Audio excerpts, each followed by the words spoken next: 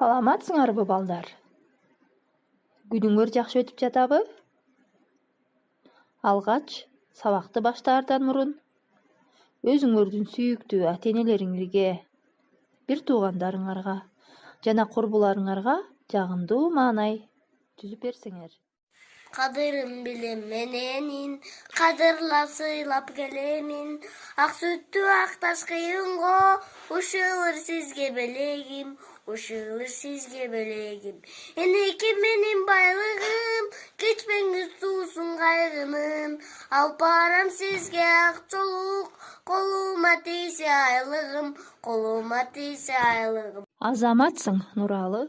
Балдар, сүрөттөн эмнени көрүп жатасыңар? Албетте, бул карышкыр менен эчки.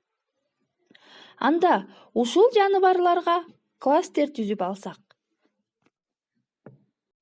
Салам достор, карышкыр күчтүү, кардуу, акылдуу, жырткыч жаныбар. Ал токойдо, тоолордо жашайт. Эчки үй жаныбарына кирет.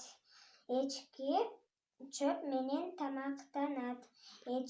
Эчки эт жана сүт берет. Эчки жырткыч жаныбарлардан коркот.